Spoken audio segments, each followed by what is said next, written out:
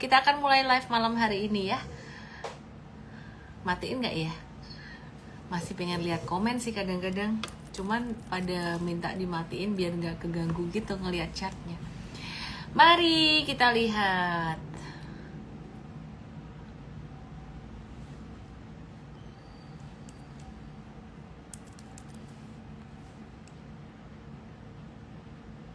Yuk, lihat yuk, sini yuk. Satu-satu ya. Lihat dari chart IHSG dulu ya, seperti biasa. Komen aku matiin dulu. Iya, ada dari Nganjuk, ada dari mana aja. Oke.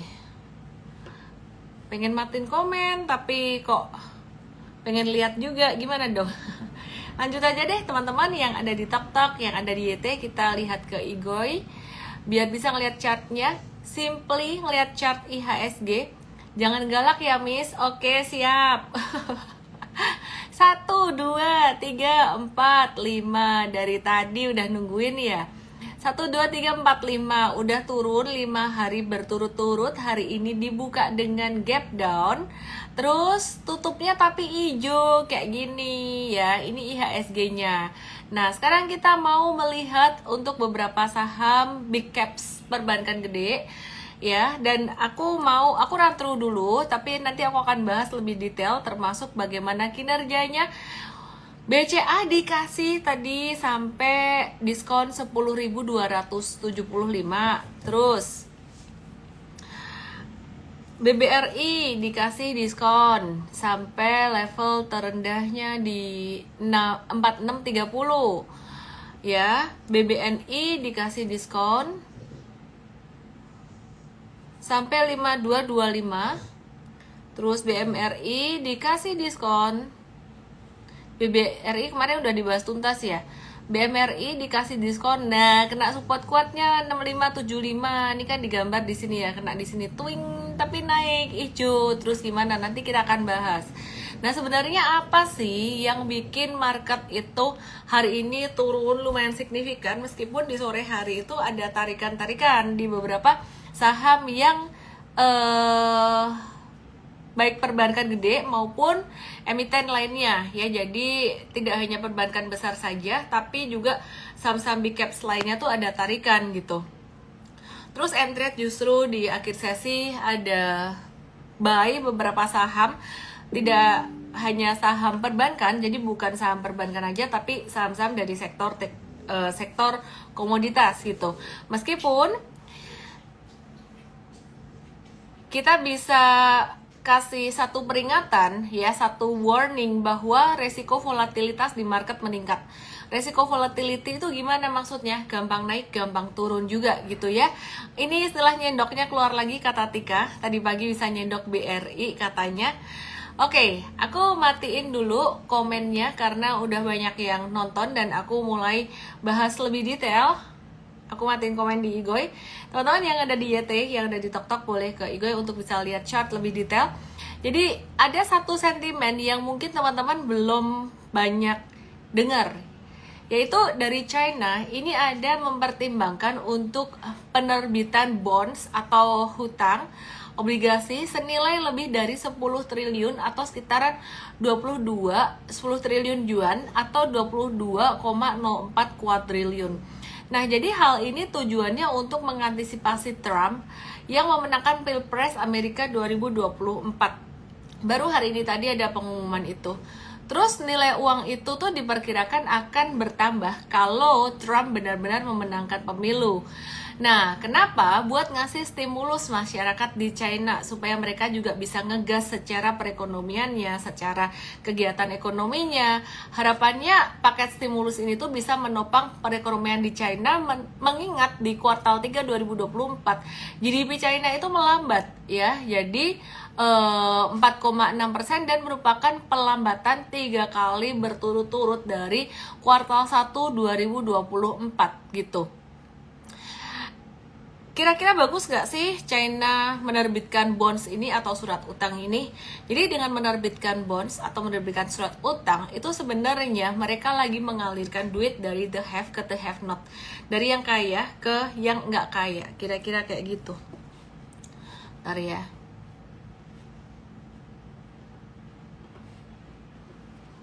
Sebentar ya.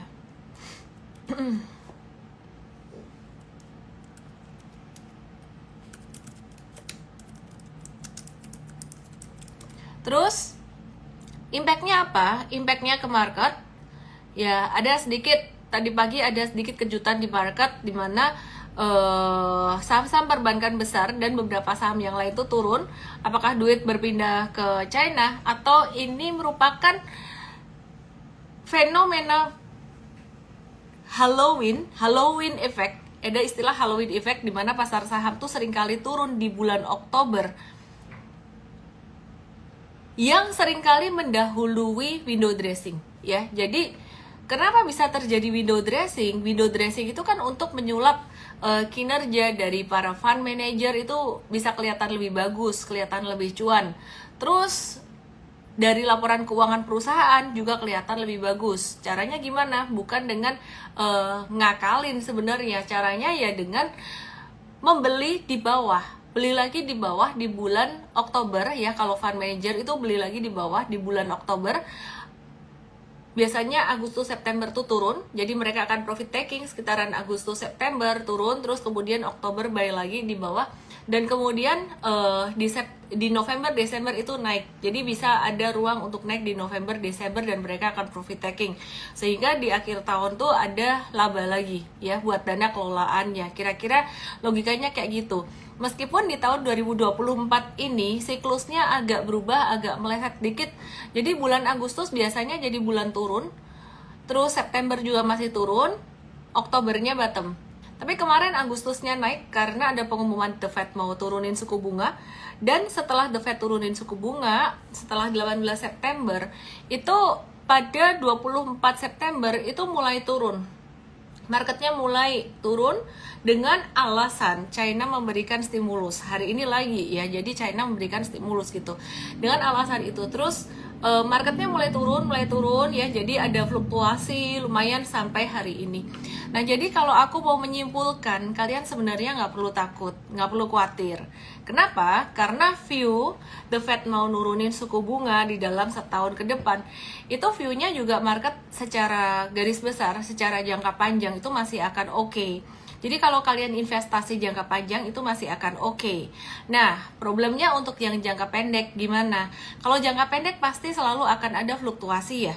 Karena kalau nggak ada fluktuasi, naik terus, itu juga malah nggak bagus. Kalau buat jangka pendek ada activity di market itu oke. Sebagai contoh, ini ya saham sejuta umat dan paling rame ditanyain kayak tiap hari tuh di feed aku tuh, DM aku juga banyak banget yang nanyain saham BBRI, padahal ini juga udah kita jelasin terus gitu. Internetnya Lola alias loading lambat. Aku mau buka chart BRI-nya lama banget. Iya iki. Ini aku kasih lihat ya chart BBRI, kalian bisa lihat di Igoi. Meskipun koneksinya agak lambat di sini, aku coba buka dulu sebentar. Sini. Ya kita pakai Bank Mandiri juga boleh lah. Yang di sini tuh ada kelihatan yang samar-samar di depan aku nih Bank Mandiri. Seperti yang aku udah cerita kemarin di BRI, aku udah cerita details. Hari ini aku pakai BMRI karena lo mau buka chart BBRI lamanya setengah mati nih, lama banget gitu loh. Ya jadi perhatikan ini dari Agustus sampai dengan September ya akhirnya kebuka BBRI. BMRI juga sama. Dari Agustus sampai dengan September itu kan naik sekitaran 22%. Jadi ini ada fluktuasi, ada volatility. Untuk saham big banks naik sekitar 1 bulanan 22% itu tinggi, volatilitasnya besar. Dan turun, setelah itu turun, kita coba ukur lagi. Kemarin udah sebenarnya aku udah bahas ini. Dalam rentang waktu kurang dari 1 bulan turun 14% sampai 17%, itu volatility gede. Jadi menurut aku sih sebenarnya harga sekarang tuh udah deket banget dengan harga Agustus kemarin. Big money atau hedge fund yang belanja di Agustus tuh mereka udah hampir BEP. Ya, jadi apakah ini akan menjadi bottom market sebelum nanti terjadi window dressing? Apakah ini akan menjadi bottom mengawali window dressing? Seringkali bulan Oktober itu ditakutin karena katanya wah bulan Oktober itu pasar saham turun. Padahal sebenarnya bulan Oktober itu menjadi bottom market. Kalau bottom itu kira-kira gimana sih? Apakah bottom itu akan turun terus? Yang namanya bottom, dia itu membentuk V atau membentuk V. Intinya bottom tuh udah turun terus kemudian naik lagi. Jadi kira-kira kayak gini. Nah mungkin nggak sempurna, V-nya bukan cuma satu, tapi V-nya tuh bisa ada 2 atau ada 3, kira-kira kayak gitulah. Nah contohnya kayak di bulan Juli Agustus kemarin ada bentuk satu huruf V. Jadi baguslah kalau ada saham big caps yang volatility-nya meningkat, dimana kalian justru malah bisa trading juga, bukan cuman buat investing. Dan menurut aku sih saat ini sebenarnya momen yang menarik ya buat investing ataupun trading saham-saham big caps. Dan hari ini terutama BBRI yang kalian banyak banget tanyain. Aku tahu ada beberapa yang udah expert di sini bosan, jadi kalau di morning briefing kita nggak terlalu banyak ngebahas BBRI. Tapi di live aku banyak bahas ini karena memang masih pertanyaan yang jadi trending topic. Ya, jadi opening gap down, terus ini malah ditutup hijau dan volume transaksinya lebih tinggi daripada yang kemarin. Jadi ini potensi nggak sih ini jadi bottom di kuartal keempat mengawali kuartal keempat 2024 atau tahun ini, kuartal akhir tahun ini, bisa banget gitu. Jadi bisa banget ini kayak bottom di sini, nanti di November Desember kira-kira bisa naik sampai berapa? Banyak orang yang nanya gitu. Aku kalau boleh jujur ya, sebenarnya tidak ada satu orang pun yang bisa nebak bisa naik berapa. Tapi kalau melihat historical seperti ini, aku boleh menarik satu garis probability. Ingat, ini bukan satu garis kepastian, iya. Ini probability projection. Upside bisa sekitaran 10-12%. Dasarnya dari mana? Dasarnya dari historical market beberapa bulan terakhir ini, dari Agustus sampai dengan bulan Oktober, dan di sini ini ada dari Juni sampai Juli, ini juga naiknya sekitaran 21%. Nah, kita nggak usah ngomong 21%. Kalau misalkan angka pesimis saja di Desember, karena The Fed kemungkinan besar akan menurunkan suku bunga antara di November atau di Desember, ya itu jadi akan menjadi sentimen positif lagi. Belinya bukan pas lagi di atas tapi di bawah ya. Jadi kalau saya kasih projection naik 10%, ya segini tok lah 5.100. Tapi kalau mau kasih yang optimis bisa sampai 5.500, itu berarti upside dari sekarang sekitaran 20%. Nah, sekali lagi teman-teman jangan polos-polos amat, jangan jadi investor yang naif. Semuanya ini kan probabilitas. Jadi saya mengukur berdasarkan histori masa lalu, di mana dari Agustus sampai dengan bulan September, di bulan Juni sampai bulan Juli, di bulan ini bulan apa ya? Kayaknya masih ada lagi sebelum itu. Ya, aku pakai Juni, Juli, terus Agustus, September, itu naiknya sekitaran 20-an% dari harga yang kurang lebih sama kalau Agustus. Nah, jadi kalau misalkan aku pakai upside 20% dari harga sekarang itu projection 55-50 ya. Kalau 10% di sekitaran 5.100, dan sekarang ini semakin mendekati harga wajar atau fair value-nya. For big banks yang paling mendekati fair value-nya BRI. Jadi kalau kalian nanya kinerja BRI saat ini gimana? Kinerjanya ya kalau sampai dibilang perform banget ya enggak, tapi menurut kita sih kinerjanya cukup bagus, meskipun yang the best masih BBCA. Tapi valuasi BCA mahal, sehingga BCA aku nggak ngomong buat value investing, BCA itu DCA gitu. Intinya sih kalian gak usah pusing lah. Aku mau flashback, aku nyalain komen siapa yang ngikutin live aku dari lama, tulis kalian ngikutin dari berapa lama. Kalian mengalami ini nggak sih? Kalian mengalami jatuh bangunnya di BRI di Mei 2024, terus turun lagi di Juni 2024. Waktu itu pada panik, terus naik 20%. Pasti banyak yang cuan juga dari sini. Aku nggak tahu apakah ada yang cuan dari sini. Kalau ada, tulis aja ada gitu loh. Terus pas di bawah sini sekitaran di Agustus tuh kita juga ada bilang buy aja gitu. Pasti ada juga cuan yang cuan sampai di atas ini. Jadi udah pernah sampai 4.100. Nah, ini tetap hold nih. Banyak banget yang komen di Igoy, dia bilang saya ini banyak yang ngikutin kayak gitu. Sekarang menurut aku ini tuh kesempatan kedua, kesempatan ketiga, kesempatan kesekian kali buat kalian yang belum dapetin ini gitu.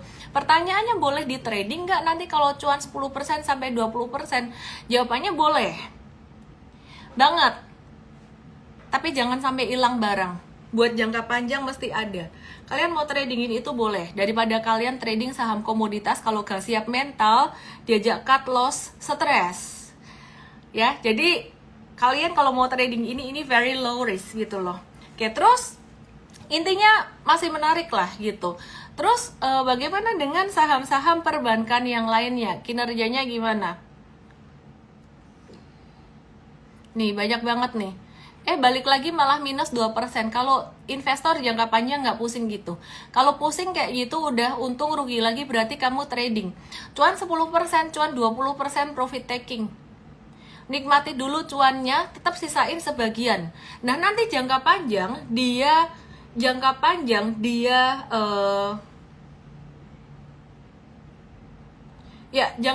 dia naik terus. Jadi gini ya, kamu kalau misalkan galau ya, udah naik turun lagi. Jadi pas nanti cuan 10%, cuan 20%, silakan profit taking sebagian simpen buat jangka panjang. Compare. Jangan hilang barang sampai jangka panjang. Kamu bisa cuan 100% dari saham investingmu, nanti kamu akan mikir, oh ya juga ya, ternyata jangka panjang aku bisa cuan juga gitu loh. Cuman mesti ngecek secara valuation. Oke, aku mau cek untuk saham perbankan yang lainnya. Ini Paucul yang PC. Kemarin sempat galau, terus tadi tiba-tiba teringat kata-kata misalnya Mei di live kalau nggak salah Juli info kalau Oktober bottom market, November Desember bakalan potensi naik lagi, dan malam ini ternyata info seperti ini lagi. Jadi mantap, tidak galau katanya. Kamu kalau nggak mau galau lagi ikut Mfast itu ada ilmunya. Semakin paham ilmunya, the way-nya itu nggak galau. Jadi ingat waktu itu Juni-Juli kan memang di bottom market ya. Saya ingat banget, saya nggak tahu kalian ingat atau tidak, boleh tulis ingat jika kalian ingat. Saya udah bilang duit jangan dihabisin ya. Kenapa? Karena nanti di Oktober kemungkinan akan ada koreksi lagi. Ya, ada koreksi lagi. So that's very normal. Apapun kambing hitamnya, mau China kasih stimulus, mau China rilis bonds, mau sepi sentimen, belum ada pengumuman turunnya suku bunga dari The Fed dan lain-lain, apa aja lah kambing hitamnya itu sebenarnya big money mereka lagi profit taking aja gitu loh. Mereka nanti akan buyback lagi, dan kelihatannya sore ini mereka udah mulai buyback. Banyak yang ingat, thank you. Berarti kalian ngikutin terus. Oke, sekarang aku mau bahas saham perbankan, dan aku mau kasih lihat kalian beberapa data atau comparison kinerja big banks ya, menggunakan pendekatan Eagle. Yang pertama, Eagle tuh E-nya adalah earnings ability, dan ini akan dijelaskan secara lebih detail besok di morning briefing M-Trade ya. Oke. Kapan ada promo M-Trade lagi? Belajar di M-Trade Start dulu aja. Tanggal 9 November biasanya ada promo gitu ya. Di daftarnya di browser emtrad.id/live. Ya, aku mau jelasin dulu comparison kinerja saham-saham big banks ya. Besok akan dijelaskan lebih detail di morning briefing M-Trade. Oke, jadi secara earnings ability. Big banks yang mengalami pertumbuhan laba bersih paling tinggi itu BCA, mencapai 12,8% secara tahunan, menjadi 41,7 triliun. Jadi nanti aku akan kasih lihat chartnya, pertumbuhan secara persentage-nya bagaimana. Nah, kalau buat saham yang perbankan yang lainnya bagaimana? Untuk BBNI itu pertumbuhan tahunannya 3,5% untuk net profit income. Terus BBRI pertumbuhannya 2,4% secara tahunan, masih bisa bertumbuh. Bank Mandiri pertumbuhannya 7,6% secara tahunan. ROE, satu hal yang sangat penting sekali dilihat. Warren Buffett bilang, kalau ngelihat perusahaan, lihat ROE-nya. Yang paling menangan nih, aku gak dibayar BCA, aku objektif, aku benar-benar independen. Dan tadi aku bahas BRI yang justru malah timingnya oke buat investing. Tapi kali ini kita ngebahas secara fundamental. ROE paling tinggi itu BCA, karena data bicara seperti itu. Nanti aku akan kasih lihat kalian ya datanya bagaimana gitu. Artinya apa? Artinya kemampuan modalnya, kemampuan return on equity, pengembalian terhadap modal ya, itu menghasilkan keuntungan paling tinggi. Jadi keuntungan terhadap modalnya tuh paling tinggi itu BCA gitu. Jadi ROE-nya BCA di angka 24,7%. Terus Bank Mandiri di bawahnya 21,7%, Bank Rakyat Indonesia 19,2%, BBNI 14,7% gitu. Nah, ini sebenarnya menunjukkan kemampuan BCA tuh dia mengelola secara manajemennya tuh paling bagus. Makanya susah banget dapat diskon BCA kayak tadi kalau misalkan ada gap down kayak gitu. Itu sebenarnya yaitu fungsinya kalau misalkan kalian udah sediain cash ya. Cash tuh penting banget. Ya udah langsung beli di situ. Kalau misalkan beli BCA pakai margin, pakai fasilitas T plus boleh nggak sih? Ya asal kamu di bank punya duitnya, punya cashnya, jadi kamu tinggal setorin langsung ke RDN kamu gitu loh. Jadi aku sih nggak, kalau beli saham pakai utang tuh itu bukan aku sih gitu, karena pasti psikologi jadi kacau gitu ya.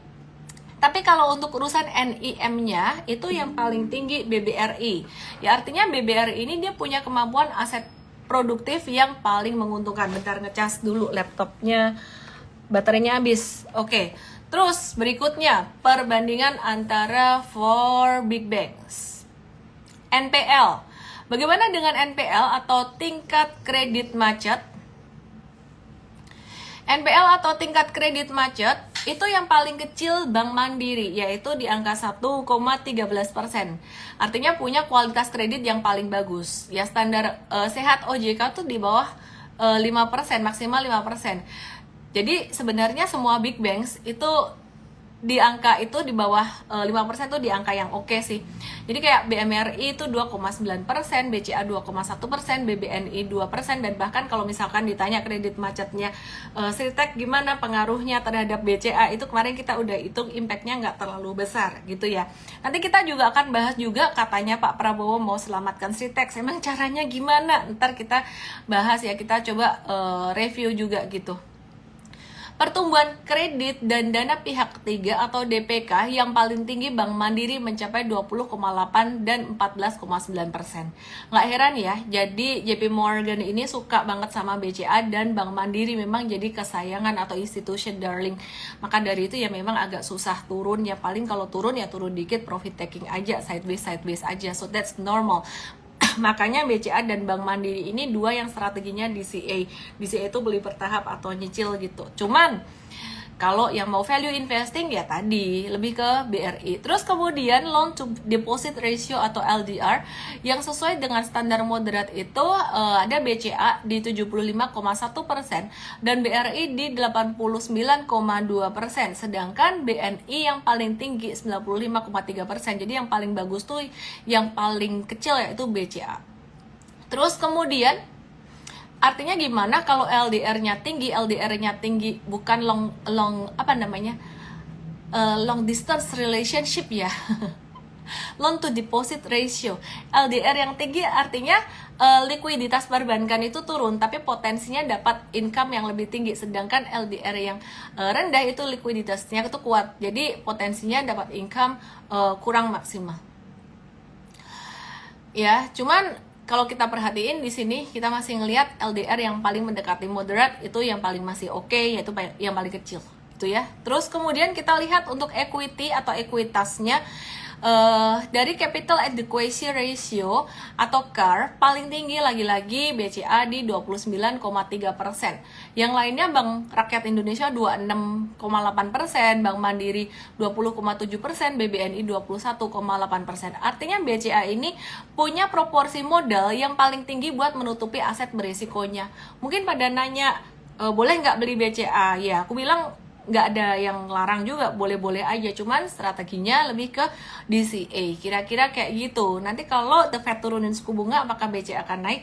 Ya akan naik, cuman naiknya nggak akan tinggi. Kalau kamu suka yang lebih fluktuatif, itu yang bisa di trading dalam beberapa bulan, cuan 10%, 20% tuh BRI udah terbukti dari Juni ke Juli naik 20%, kalau nggak salah tadi 20% ya, terus turun lagi, Agustus ke September ada 20% lagi, turun lagi, turunnya signifikan. Jadi apakah dari bottom sekarang akan naik 20% lagi? Tadi aku kasih up 10-20%, itu perkiraan.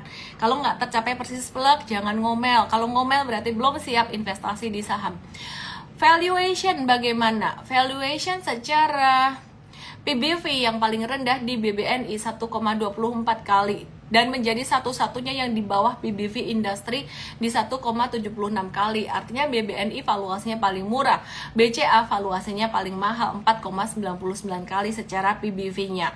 Nah ini premium, nggak bisa kita bilang kayak valuasinya mahal terus jelek, nggak, karena memang ya barang mahal gitu ya. Jadi kayak tas Hermes gitu dibandingin dengan tas yang mungkin brandnya nggak bisa bandingin harganya apple to apple, kira-kira kayak gitulah. Mungkin Hermes dibandingin dengan tas Gucci kayak gitu kan ya, lain ya gitu ya. Terus BNI di 2,30 berapa tadi, sebentar let me check ya, rata-rata di angka 2, di bawah 2,48 kali, tapi BCA di 4,99 kali. Ya, jadi secara kesimpulan, BCA tuh yang paling menang di earning ability, asset quality, growth rate, liquidity, dan equity-nya. Kemudian yang saham-saham yang lain, big banks yang lain itu mengikuti. Kira-kira kayak gitu. Oke, sekarang aku bahas buat saham yang lain. Ini selain for big banks, aku akan bahas BNGA juga. Jadi BCA dan Bank Mandiri, BBNI, perlu nggak sih aku bahas teknikalnya? Coba cek komen dulu, perlu nggak sih? Perlu nggak? Bosan nggak? Bahas ya dikit ya. Hari ini yang belum naik BBNI ya, ini supportnya 5150, silahkan mau nyerok atau mau nyendok di area 5150 sampai 5200, silahkan aja gitu. Jadi ini masih bentuknya kayak head and shoulders gitu buat BBNI. Jadi kalau mau nyendok atau mau nyerok 5150 sampai 5225, kalau kamu kehabisan modal ya sudah nasib, nggak usah dipusingin, nggak usah disesali, nggak bisa perfeksionis, biarin aja gitu loh. Sampai 4920 kalau misalkan ada modal lagi bisa nambah di 4920 sampai 5000, tapi ingat angka ini adalah angka antisipasi, bukan angka kepastian. Pokoknya kalau sampai kamu ngomel nggak kena ke 4920 karena Miss Ellen katanya bilang BBNI sampai ke 4920 karena katanya begitu, ya itu kamu terlalu polos gitu loh, kamu terlalu naif. Udah aku bilang nggak ada kepastian di pasar saham. Oke ya. Terus kemudian intinya tuh kamu mesti antisipasi dia bisa turun. Meskipun kalau aku bilang nih di support 5150 udah support yang bagus banget di Oktober. Biasa Oktober jadi bottom gitu loh. Ya ngerti nggak sih? Terus galak lo mulai keluar, ngerti nggak sih? Kelamaan Miss Hais. Terus maunya apa sih? Tadi banyak yang minta dibahas, terus sekarang ngomong kelamaan. Bank Mandiri valuasi ketinggiannya udah deh, ada yang bosan tuh kelamaan, kita move deh. Ada yang ngoceh tiap hari 30 menit lebih for 5 big banks, abis pada minta kayak gitu sih, mau gimana? Haya, kalau nggak mau dibahasnya for big banks, join M-Trade aja lah. Siap-siap diomelin loh. Sabar, saya hari ini sabar, baik hati. Oke. BNGA kinerja keuangan, aku kan ngebahas malam hari ini karena ada kinerja laporan keuangannya keluar ya, jadi itu penting banget ya. Beda topik, meskipun sama-sama ngebahas perbankan tapi beda topik. BNGA di 9 months 2024 kinerjanya agak turun, pendapatan bunga bersihnya itu turun secara tahunan dan kuartalan gitu loh, karena beban bunganya dia membengkak. BCA itu yang dia paling jago, beban bunganya tuh nggak membengkak, bunganya tuh pelit, tapi entah kenapa investor itu bisa stay di situ, kayak nggak tahu deh, ada fasilitas lainnya mungkin ya. Oke, terus kita coba lihat secara teknikal gimana dengan BNGA. Spekulatif ya, spekulatif dia ada di area support. Jadi perhatiin di IGOI ini di sini ada aku kasih satu garis merah, ini adalah garis uptrend line, dan di 1830 nih ada support yang lumayan kuat banget. Jadi spekulatif buy on weakness hari ini untuk trading jangka pendek. Volatilitas di market meningkat, ada turun cepat, ada naik cepat, sehingga kita kalau profit taking untuk swing trading ini profit takingnya bakalan cepat juga. Teman-teman yang nggak siap dengan fluktuasi atau bukan muridnya M-Trade, nonton dulu aja. Jadi cepat itu definisinya gimana? Belum tentu dia bakal kena 1950 dalam waktu beberapa hari. Mungkin profit takingnya bakalan kecil kayak di 1920 atau 1910. Itu aja udah oke buat swing trading. Nah buat kalian yang nggak siap dengan swing trading, ya nggak usah swing trading juga sih. Nggak ada yang nyuruh swing trading juga. Yang masih pemula jangan langsung ke swing trading. Menurut aku tuh long term dulu. BTN mirip kayak BNGA. Jadi kita perhatikan banyak saham perbankan tuh di area support ya. Dan M-Trade tadi ada spekulatif buy on weakness juga. Lihat nih fluktuasi di marketnya tuh luar biasa banget ya. Jadi garis hitam ini garis sakral. Karena dia tuh kesenggol berkali-kali terus mantul naik 1, 2, 3, 4 di sini, apakah dia akan naik atau akan breakdown? Secara probability dia bakalan naik. Kalau sampai dia breakdown ya wes apes, cut loss. Secara trader ya wes cut loss, gak usah di justify lagi, kecuali kamu investing sabar dengan floating loss-nya. Nah kalau investing sabar dengan floating loss, you have to understand the why. Kalau kamu mau ngehold saham yang lagi rugi, floating loss, kamu harus tahu alasannya kenapa. Itu ada di MVest. Jadi MVest itu kadang-kadang floating loss misalkan gede kayak 14% gitu. Kayak Aces dulu kita masih tahan dan bahkan bilang, oke, kalau masih punya duit, maksimal punya segini berapa persen, kamu boleh masuk di situ. Tapi harus benar-benar tahu alasannya, kita kasih tahu alasannya gitu. Tapi kalau kamu nggak ngerti alasannya, udah mendingan cut loss aja, duitnya diputar yang lain. Maka dari itu saya kembali mengingatkan, nggak capek-capek aku ingatkan, aku kira-kira mau gambar apa, tulis di komen teman-teman M-traders, investors, kalian pasti sudah tahu ini, apalagi yang udah ikut lama. Aku kira-kira mau gambar apa di sini? Portfolio Pinnacle M-Trade, it's very important. Maka dari itu portfolio Pinnacle itu penting. Cash, investing, saham, di sini ada trading. Trading volatilitasnya tinggi, resikonya tinggi. Maka duitnya jangan gede-gede. Semakin dipucukkan ini kayak nasi tumpeng ya. Makin di atas itu makin kecil kan piramidanya ya. Ngerti ya? Nangkep ya? Jadi semoga kamu nangkep deh. Ini namanya portfolio Pinnacle. Oke? Lebih detailnya sebenarnya ada, tapi kurang lebih kayak gitu. Aku kembali lagi. Rama Yudhistira berharap besok BBTN naik dari garis sakral hijau. Iya, kalau naik, kalau nggak naik turun, kena stop loss. Semoga modal trading kamu cuman di atas, di pucukan piramida itu, bukan semua sak piramida semua muane sak kabehane itu dicemplungin di sini gitu loh. Nangkep ya? Oke. Matiin dulu komennya sebentar. Saya butuh fokus juga ya. Jadi intinya BBTN lagi di area support.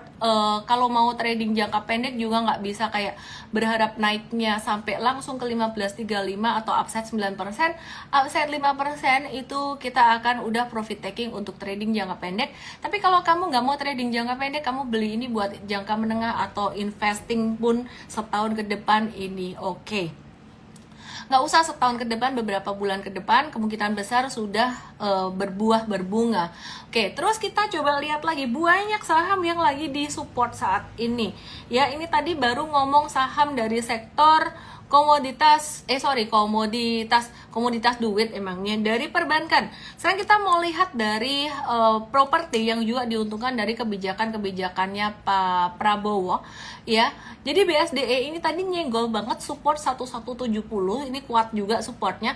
Terus dia mantul lagi. Nah, gimana kinerja BSDE? Laporan keuangannya, marketing salesnya ini naik 1,3% secara tahunan, nggak begitu banyak, mencapai 72% dari target penjualan tahun ini ya. Jadi nggak terlalu signifikan gimana, tapi patternnya sebenarnya masih oke. Kalau mau trading murahnya tuh di angka 1170, jadi kita masih menunggu juga sebenarnya. Kalau dapat di situ itu low risk, artinya tidak terlalu jauh dengan stop loss. Anggaplah stop lossnya di 1140, jangan pas 1170-nya, mesti kasih toleransi buat ekor-ekornya dikit. Tolong yang di YT, yang di tok-tok ke Igoy aja biar kamu bisa lihat chartnya.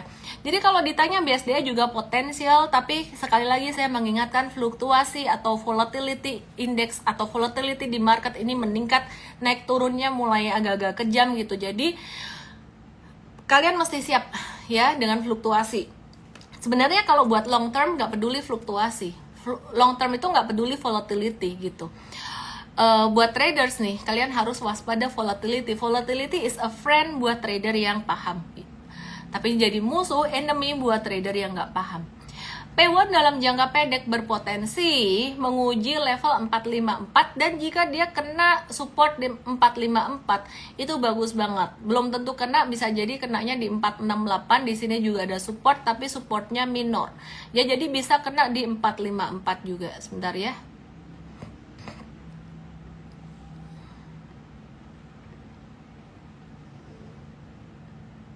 Oke. Ini aku kasih garis putus-putus yang minor, yang di TokTok yang di YT lihat Igoy aku @LNB_official. Jangan lupa di follow juga ya. Oke, jadi ini P1 boleh kalau mau wait and see sebentar, tapi kalau udah mulai mau nyendok-nyendok dikit boleh juga buat investing. Ini beautiful juga. Laba bersihnya naik 11% secara tahunan dan secara kuartalan naik 58,4%. Kinerja tahunan P1 ini cukup kuat dan mall-mall yang dia beli pada masa pandemi itu sudah mulai menghasilkan duit ya, udah mulai menghasilkan cash. Jadi itu bagus. Jadi aku ngelihat sendiri beberapa mallnya. Oke, terus ini dari sektor properti yang juga di area support. Bagaimana dengan sektor yang lain? Kita lihat ADMR. Dari sektor komoditas, pendapatan ADMR itu naik 16,7% secara tahunan, tapi secara kuartalan turun 29%-an. Karena pendapatan yang lebih rendah dari segmen pertambangan batubara dan jasa lainnya. Jadi secara kuartalan intinya turun lah.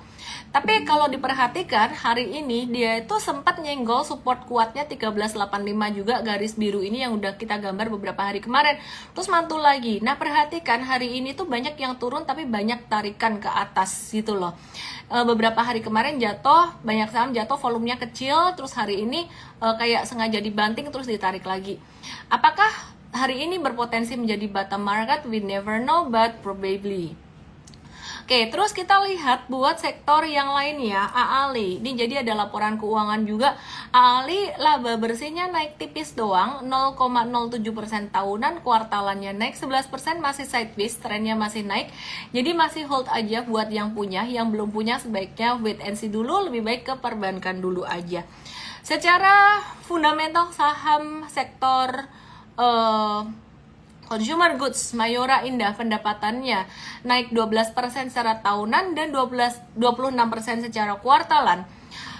Tapi laba bersihnya ini agak-agak terkoreksi tipis. Jadi revenue naik tapi laba bersihnya terkoreksi tipis di 1% secara tahunan, tapi kalau kuartalan turun 51% karena HPP-nya naik 16% gitu ya. Intinya ada kenaikan HPP yang membuat Mayora hari ini tadi sempat dibanting turun, tapi sekali lagi hampir semua saham sore hari ada perlawanan, kayaknya malah diborong lagi. Disclaimer banget buat Mayora ini, jangan masuk dulu karena dia udah breakdown dari uptrendnya, meskipun laporan keuangannya ya ada yang positif, ada yang kurang secara laba, secara kuartalan, wait and see dulu aja. HMSP, dari berbagai sektor aku update laporan keuangannya, secara kuartalan naik 78,22%, labanya HMSP sejalan dengan kenaikan pendapatannya dia. Yang naik hanya 1,34% tahunan, 6% kuartalan gitu. Ya, jadi pendapatan naik dikit, laba bersihnya naik lumayan signifikan. Oke, bea cukai yang besar itu tidak terlalu signifikan pada laba bersihnya dia, sepertinya sudah bisa terkendali gitu ya, karena setiap kenaikan volume diimbangi dengan peningkatan harga jual ya, jadi ada kenaikan harga jual juga. Jadi kalau HMSP wait and see dulu, ini masih di stage 1, banyak nyangkuters di atas, gerakannya masih akan lambat, masih ada saham lain yang gerakannya akan lebih cepat di perbankan dan lain sebagainya. Di sini ada laporan keuangan GJTL, terus MTEL dan banyak saham lagi, tapi kayaknya aku nggak bisa bahas satu persatu.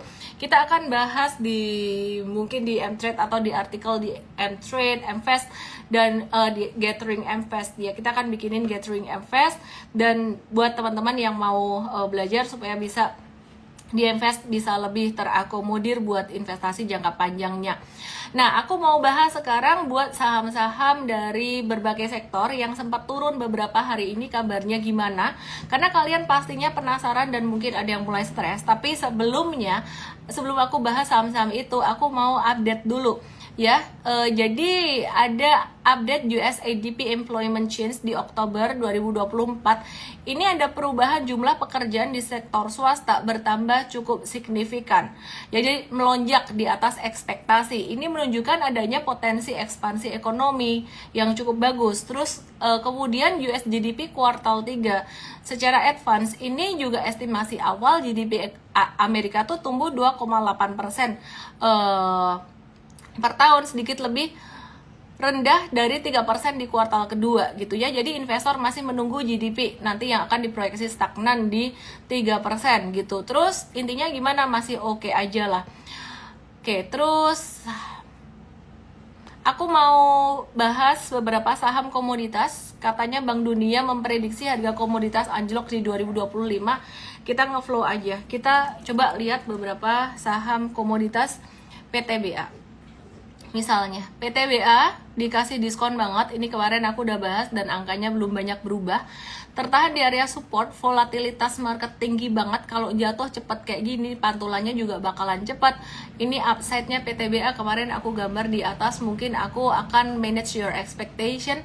Sekarang dikasih harga lebih murah, kemungkinan pantulannya bisa sampai level 2950, 2960-an gitu ya. Jadi buat swing trading ini sebenarnya potensial, tapi ingat resikonya juga cukup gede. Ya, jadi stop loss-nya di bawah level 2820. Ini contoh misalkan ditaruh di 2770, ini masih risk to reward rasionya tuh masih oke. Ya, jadi masih rasionya 2,17, artinya resiko ke stop loss dibandingkan dengan reward tuh masih oke. Disclaimer, jangan beli kalau kalian tidak siap dengan stop loss karena saham komoditas tuh liar banget. Nah, Inco ini juga sama. Inco ini kalau diperhatiin, ini jatuhnya kan ting ting ting ting. Ini miringnya tuh, kemiringan trennya tuh kayak gini ya.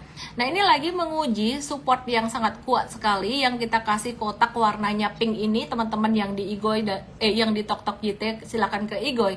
Nah, ini berpotensi menahan di 3840. Kalau 3840 nggak bisa menahan, ini ya kita cow aja. Meskipun ya mungkin stop loss-nya jadi lumayan lebar gitu loh. Tapi kalau misalkan buy on weakness di sini, ini jarak ke stop loss-nya dekat. Kalau belinya di atas ini ya, ini jadi agak lebar. Maka dari itu sebenarnya kita selalu mengingatkan resiko saham komoditas untuk trading. Ingat piramidanya. Secara money management jangan kegedean.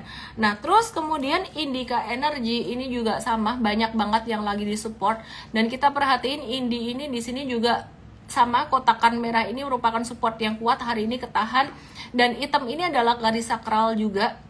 Dia turun beberapa hari secara signifikan harganya, tapi volumenya kecil banget. Jadi ada potensi pantulan kemungkinan sampai 1650 buat jangka pendek. Itu 1650 kita lihat akan ya sekitaran 3,94 atau 4%. Risk to reward rasionya jika dia breakdown dari 1535 ini masih oke buat swing trading. Disclaimer buat kalian yang tidak siap trading saham komoditas, fluktuasinya gede, jangan trading saham komoditas. TINS kita masih tungguin retracementnya dengan sabar menanti tunggunya turunnya TINS. Sekarang udah turun lumayan signifikan dan kita masih nungguin terus. Antam masih akan oke karena dia cuan dari harga emas naik. Jadi kita masih akan tetap menunggu koreksinya Antam. Sementara untuk jangka menengah kita masih hold Antam.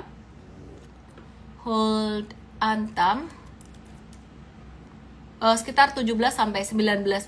Sekarang masih cuan 17-19%. Bagaimana dengan SMGR yang pastinya teman-teman pada galau beberapa hari terakhir ini, support demi support ditembus, tapi ini juga kira-kira mirip dengan beberapa saham yang lainnya. Ini turunnya cepat dan bahkan berpotensi menuju 3760 untuk ada pantulan. Mungkin nanti kalau ada pantulan bisa keluar dulu buat teman-teman semuanya. Kembali di bawah angka 4190 ini sebenarnya dia kembali ke masa sideways-nya dia. Karena sempat breakout di atas 4190, waktu itu dia beranjak menuju uptrend, tapi sekarang dia balik ke trend sideways-nya lagi antara 3770 sampai 4190. Oke. Terus kita mau lihat saham INTP.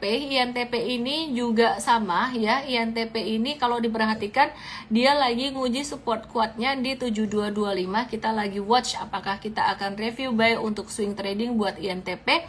Hari ini dia sebenarnya ada breakdown satu support kecil di 7350 dan nguji di 7225. Kenapa untuk SMGR-nya kita belum cut loss? Karena kita ngelihat banyak pembalikan arah atau reversal di sore hari untuk berbagai saham hari ini.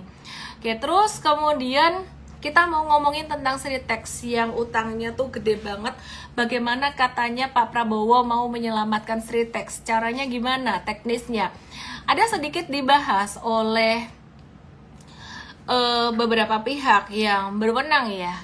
Jadi teknisnya mungkin seperti insentif atau dana talangan, kira-kira dikasih bailout kayak gitu, mungkin entah dikasih pinjaman lagi atau gimana, duitnya dari mana ya kita nggak tahu, saya nggak tahu, nanti kita akan cari tahu lagi. Terus kemudian yang kedua,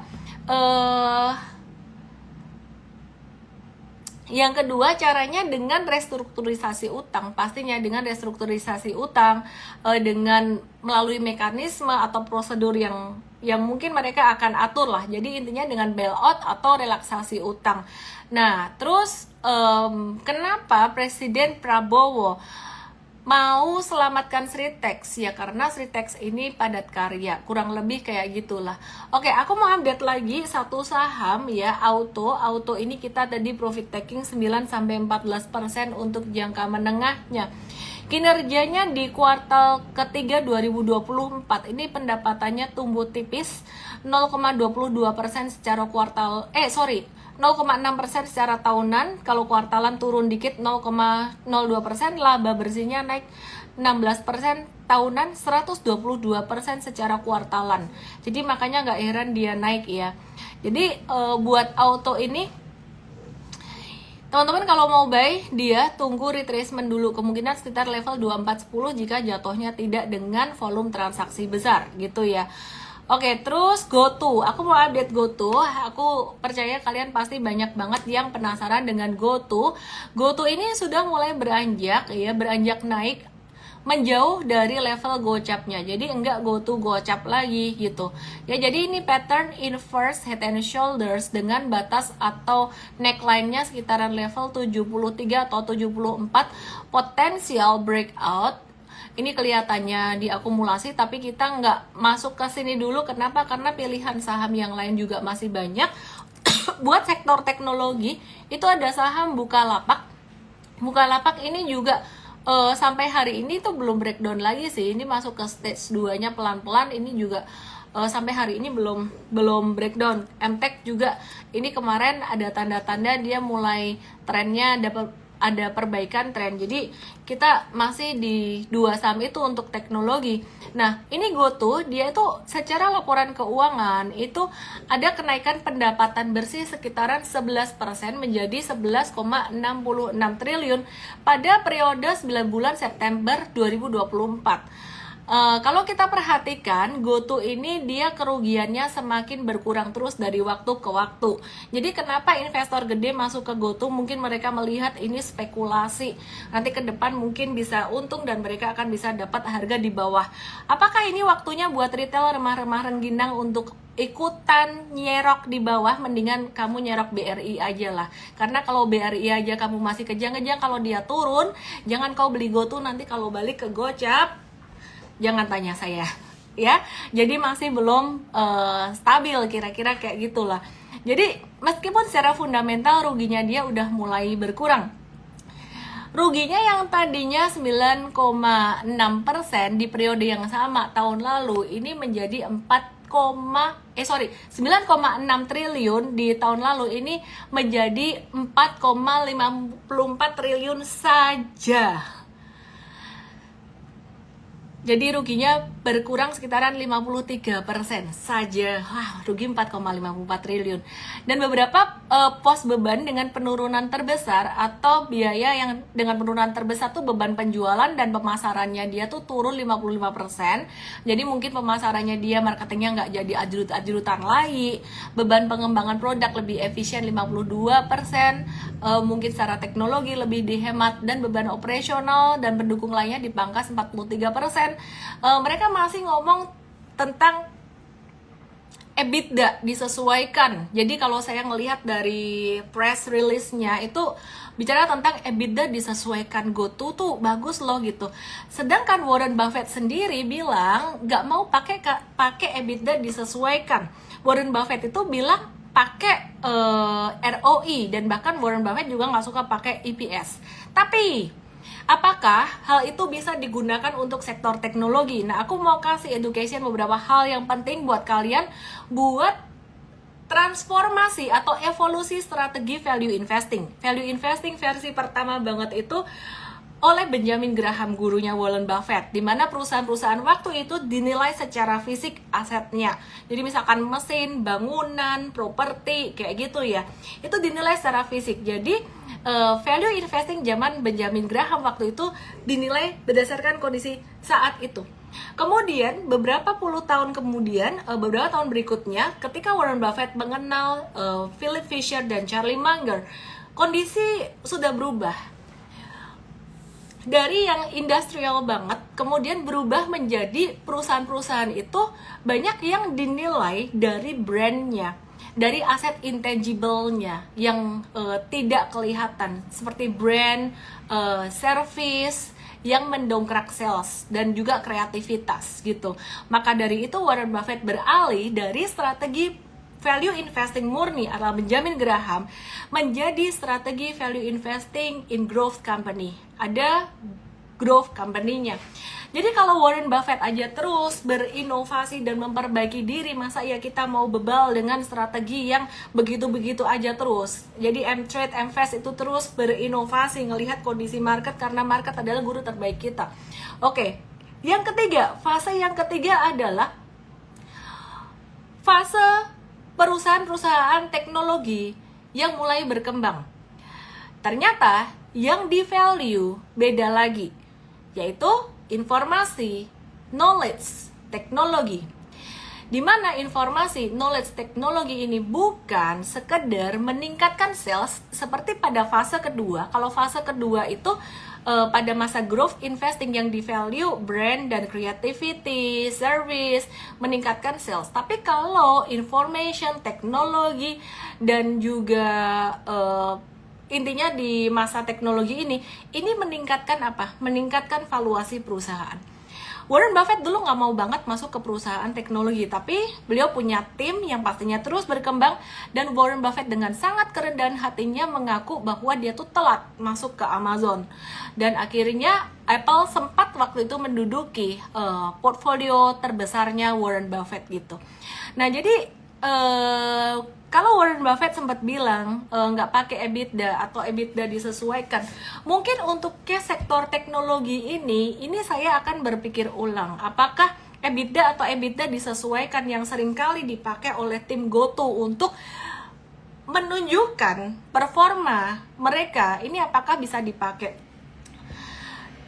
Sedikit menambah ilmu, saya melihat ya, ada satu orang, aku lupa namanya siapa, dia itu pernah merekomendasikan Cisco ke Warren Buffett. Dia bilang gini, kalau Warren, kalau lu suka Coca-Cola, lu bakalan suka Cisco.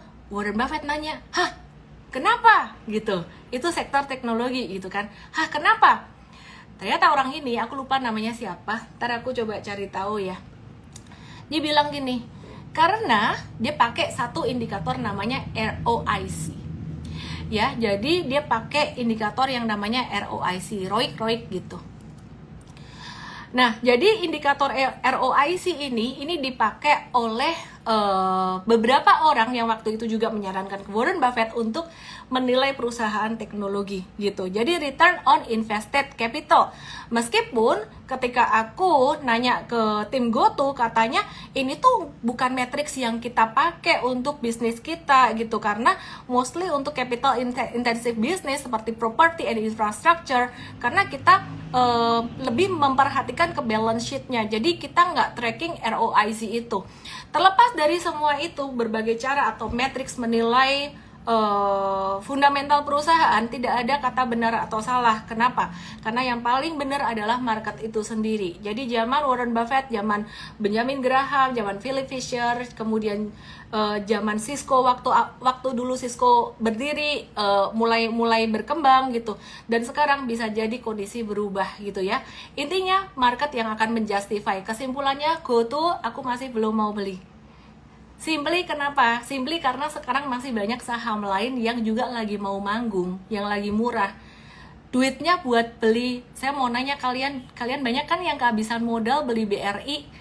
Kalian banyak kan yang kehabisan modal mau trading saham, apa tadi? Yang di support tadi. Di bawah angka 100 buat saya masih beresiko. Jadi kita nggak akan berdebat lagi untuk matriks apa yang dipakai untuk menilai GoTo ini. Kalau saya bisa pakai satu matriks, mungkin kerugiannya dia sudah mulai berkurang dan itu satu hal yang positif, mereka melakukan efisiensi. Tapi kalau ditanya apakah saya akan masuk untuk investasi jangka panjang saat ini seperti investor-investor gede yang nyolong start sekarang, kayaknya nggak deh, mendingan duitku buat yang lain dulu. Gitu ya. Semoga bisa bermanfaat buat teman-teman semuanya, dan disclaimer buat semua yang saya bagikan sifatnya edukasi. Jangan langsung hajar beli, tolong belajar dulu ke M-Trade Start atau MV Start. MV Startnya lagi belum ada jadwal, jadi langsung ke M-Trade Start tanggal 9 November jam 10. Daftarnya di emtrade.id/LIVE emtrade.id/LIVE. Besok kita akan bahas untuk saham-saham yang lainnya, pastinya watchlist spesial untuk M-Trader. Saya mau kasih warning lagi, M-Trade kemarin beberapa bulan ini banyak cuan, tapi volatilitas market mulai tinggi. Kita beberapa hari ini ada cut loss juga. Jadi manage your expectation kalau join M-Trade. Fokusnya selesaikan dulu trading academy e-course kita. Jangan langsung beli stok pick wes tak kandani nek ngeyel yo karepmu. Bisa volatilitas tinggi itu cuannya bisa gede, tapi bisa tiba-tiba diajak cut loss juga. Itu namanya volatilitas tinggi. Lo apa gak bisa diprediksi? Yo bisa banget. Namanya juga volatilitas tinggi. Ngerti ya? Kalau nggak ngerti udah tapi hari minta dibahas nih apa ya, gak ngerti deh. Kalau gak ngerti ya wes, mau gak ngerti pokoknya. Selamat malam, dadah, salam profit, good night. Ada yang kangen sama Ra nggak? Ra, kamu di mana Ra? Oh ini dia bobo di bawah. Sini Dut, dicariin sama anti Anko. Suamiku loh, masuk laptopnya ada giniannya, terus dia beliin aku ini. Haha, sini sayang, sini dicariin anti Anko. Anti Uncle online. Sini gendut. Aduh, aku pengen beli anjing yang gede. Apa ya? Antara Labrador atau yang kayak Labrador tapi yang kupingnya naik apa ya? Doberman ya. Galak nggak sih? Ngereok dia. Wih, ngereok dia. Anak cewek ini anak cowok, bukan anak cewek, anak cowok. Ini sayang mama nih. Kaget. Ada cari anti Uncle online. Berat, turunin dikit ya. Udah ya, live-nya udah. Ini namanya French Bulldog, bukan Pak. Kalau Pak kupingnya beris. Ini kupingnya bullish. Biar arah terus. Pusing kalau pupnya, enggak sih, ini rapi sih, cuman sekali aja dulu ngagetin mama di sini ya. Ara sama Bobby Kertanegara sama-sama Sultan. Oh bahagia ini dong, ini disayang sama mama papa. Wait. Kamu kok ngereok sih? Behave Ara, behave. Lihat tuh anti Uncle online. Gimana sih? Gak mau lihat kamera. Tuh lihat. Lihat kamera. Aduh. Malu tahu, malu. Udah mandi belum? Mandi dong. Aduh, berat. Dada semuanya. Dada dulu, kasih lihat dulu. Kasih muka dulu. Gemeter dia. Aduh. Udah turun deh. Kenapa sih takut? Aduh, introvert dia. Satu yang ku sayangkan dari Ara. Shading. Dadah. Good night. Miss, belajar dari pengalaman Anda saat terjadi crash ekonomi atau krismon, apakah kita kesulitan ambil uang tunai dari big banks? Tahun 98 aku masih SMP kelas 3, jadi aku jujur aku nggak pernah mengalami krismon. Kalau nggak mau kesulitan ngambil duit ya di bank ya, jangan ke bank yang bunganya juga tinggi-tinggi banget. Itu udah hukumnya gitu loh. Jadi kalau banknya bunganya pelit ya itu lebih aman. Gitu aja sih. Good night everybody. Bye.